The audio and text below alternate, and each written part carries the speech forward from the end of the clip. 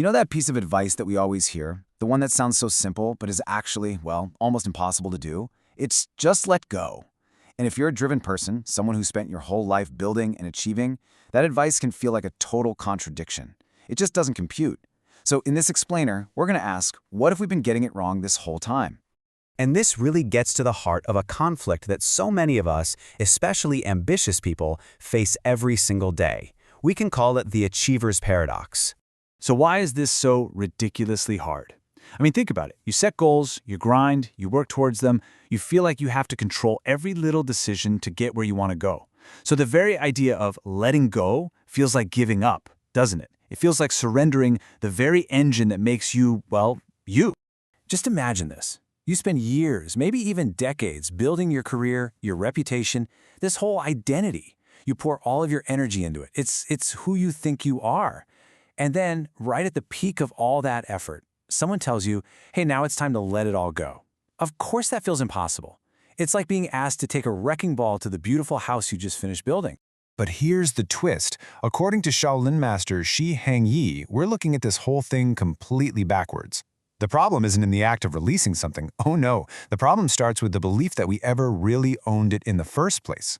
So this is what we usually think of as letting go, right? It's framed as an act of loss. It's about giving something up, something that feels like it's a piece of us. And it's painful because we feel like we're losing something we actually possess. And this one line, it just perfectly illustrates the entire shift in thinking we need. The struggle, the pain, the sheer difficulty of letting go. All of it only exists if you believe that what you've built up actually belongs to you. See, the problem isn't letting go, the problem is grasping onto it so tightly. Okay, so what's the alternative then? It's about a pretty profound shift in your identity. It's moving away from thinking you are the thing that is built and realizing you're the one who simply watches it get built. You're not the creation. You are the witness.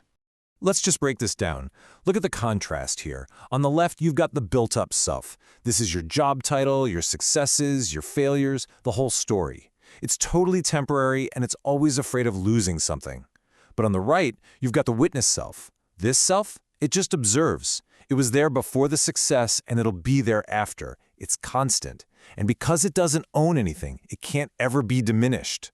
You know, as Shi Hengyi puts it, if you can see everything you've built up during your lifetime, then how can you be what you've built up? It doesn't make sense.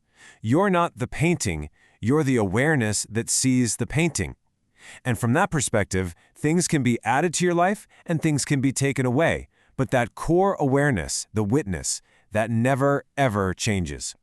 So, how does this actually turn into a practical way of living? Well, when you stop identifying with everything you have, you suddenly realize you have nothing to lose. And this isn't about becoming lazy or apathetic. No, this is the foundation for true freedom. Shi Hengyi has this beautiful analogy for it. Picture this. You're walking along a path, and a stone appears. You pick it up. And immediately, a story starts to develop around this stone. What you're going to do with it, what it means to you. You carry it for a while. And then, at some point, you just put it down and you walk away. Here's the key insight. That stone never belonged to you.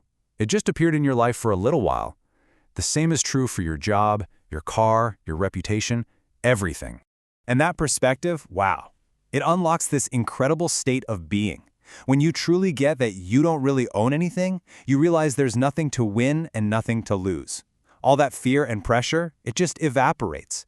And in that empty space, suddenly, everything becomes possible. But let's be super clear about something. This is not a call to just sit on the couch and do nothing. It's the exact opposite. You can still chase goals, build companies, travel the world, meet new people. Things will still come into your life, and things will still leave. The big difference is that you're navigating the world without your ego's constant nagging fear of loss.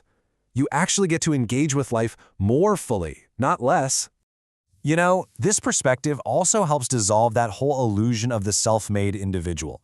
The truth is, our lives are completely interconnected. People appear in our reality, they become part of our story, and we become part of theirs. You never, ever do it alone. And acknowledging that just helps loosen that grip of personal ownership over all our so-called achievements. Finally, it's really important to acknowledge a limit here.